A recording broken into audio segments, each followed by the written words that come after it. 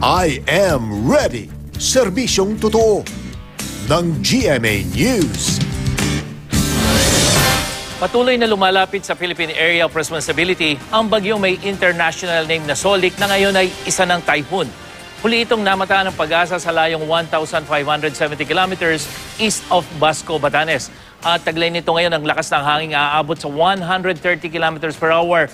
Near the center at bugsong umaabot naman sa 160 kilometers per hour. Kumikilos pa rin ito pakanluran sa bilis na 20 kilometers per hour. At sa storm track ng Weather Central, bukas inaasahang papasok ng PAR ang bagyo at tatawagin itong warning. Hindi pa rin nakikitang tatama ito sa kalupaan at lalapit lamang dito sa may dulong bahagi ng Hilagang Luzon. At sa ngayon, wala pang direktang epekto si Bagyong Solik sa ating panahon.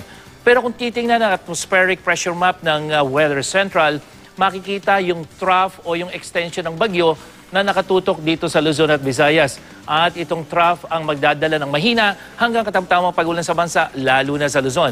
At sa forecast naman ng Pag-asa, mas malaki ang tsansang umulan bukas sa rehiyon ng Cagayan Valley, Bicol at sa mga probinsya ng Aurora at Quezon. At dito sa Metro Manila, may tsansa muling mahinang pag-ulan lalong-lalo na pagdating ng hapon at gabi. At mga kapuso, maalinsangan pa rin po ang ating panahon dahil 37 degrees Celsius ang ating init factor. May hinang pag-ulan naman ang inaasahan sa malaking bahagi ng Visayas bukas, pero dyan po sa may Tagbilaran, mas may kalakasan ng ulan na posibleng maranasan. At sa mga taga Mindanao, mahina pa hanggang katamtamang pag-ulan naman ang inaasahan dyan bukas. Mahina pa po kasi ngayon ang hanging habagat. At yan ang ating ulat panahon.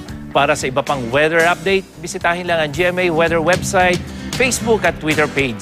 Ako po si Nathaniel Cruz para sa I Am Ready, serbisyong totoo ng GMA News.